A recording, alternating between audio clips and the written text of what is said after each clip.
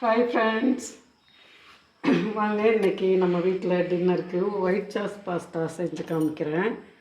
ஒரு வாரத்துக்கு முன்னாடி நான் ரெட் சாஸ் பாஸ்தா செஞ்சுருந்தேன்.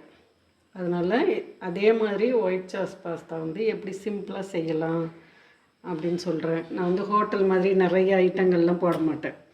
இந்த மாதிரி அதுக்கு என்னென்ன ஐட்டம்னு சொல்கிறேன். அது அவ்வளோதான் நான் போடுறது. பட்டர், பூண்டு, சில்லி ஃப்ளேக்ஸ் இல்லை, அதனால் பச்சை மிளகாயும் நல்ல பொடியாக குருவாக அரிஞ்சு வச்சுருக்கோம். பாஸ்தா,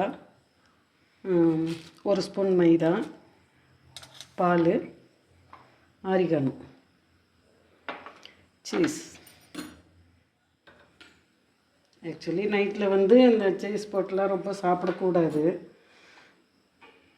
உங்களுக்கு செஞ்சு காமிக்கணுமேங்கிறதுக்காக நான் இப்போ அதை செய்கிறேன். வாங்க இப்போ நம்ம பாஸ்தா வேக வச்சுக்கலாம்.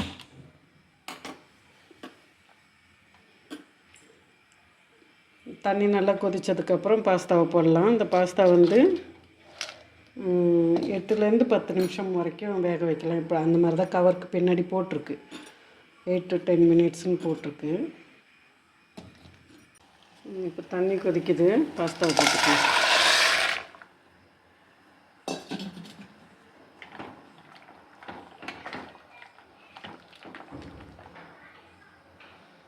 நல்லா வெந்து வரட்டும். கொஞ்சம் எண்ணெய் ஊற்றிக்கலாம்.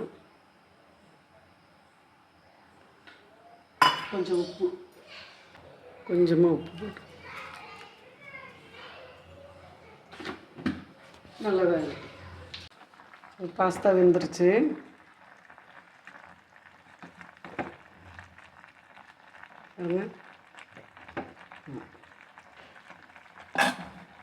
வாங்க அப்படியே நல்லா வடிகட்டிட்டு கொஞ்சம் பச்சை தண்ணி விட்டு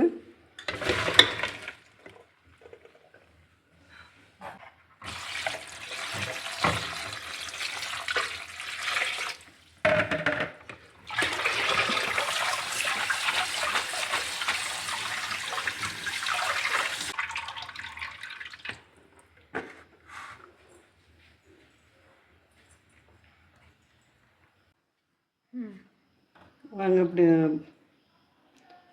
பாஸ்தாவை தாளிச்சிடலாம்.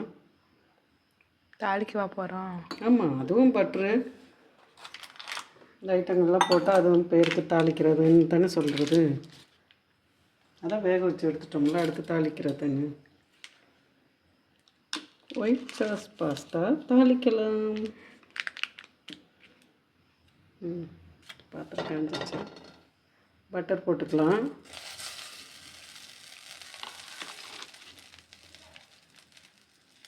ஆயில் விட்டுக்கலாம்.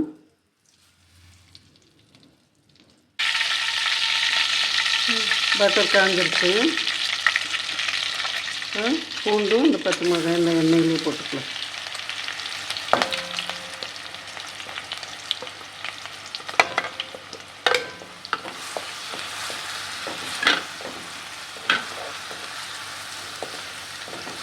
ஆஹா, என்ன மனம் பாரு.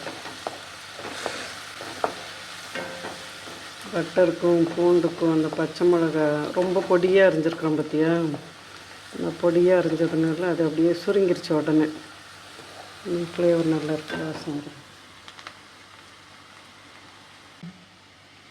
அங்கே மைதாவை எண்ணெயிலே போட்டுடலாம், பட்டரு அதோட.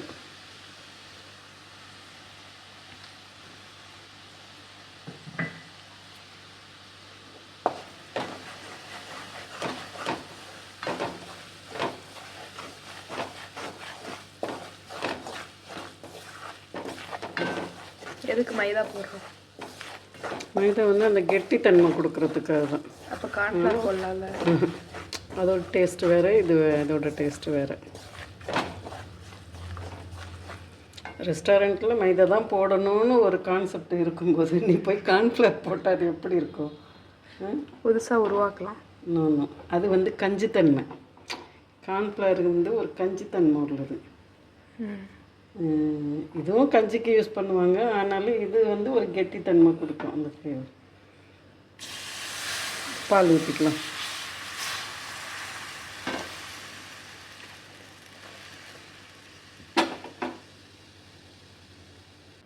இதில் வந்து பால் நல்லா கொதிச்சிருச்சு. அதில் நான் கொஞ்சம் மிளகுத்தூள் போட்டிருக்கேன், கொஞ்சம் ஆரிகானம்.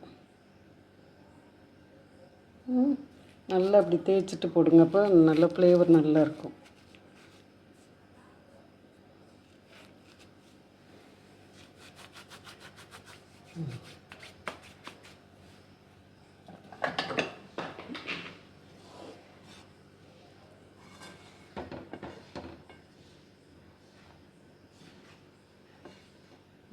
இப்போ பாஸ்தாவை போட்டுடலாம்.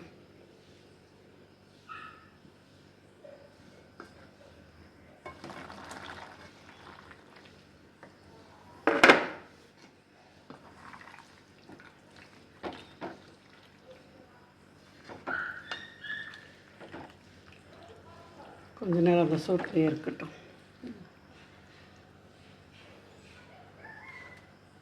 பாருங்கள், பாஸ்தா நல்லா பாலில் வெந்து நல்லா ஜூஸியாக நல்லா இருக்குது. ரெடி ஆகிடுச்சு. இப்போ நம்ம கொத்தமல்லி தழை தூவிக்கலாம்.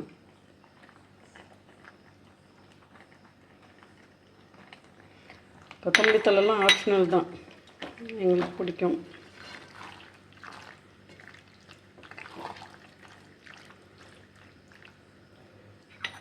இப்போ சீஸ் போட்டுக்கலாம்.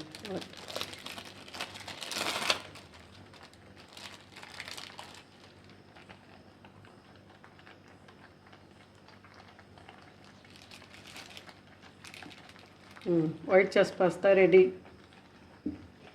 பாஸ்தா ரெடி ஆயிடுச்சு. இதே மாதிரி நீங்களும் வீட்டில் செஞ்சு அசத்துங்க.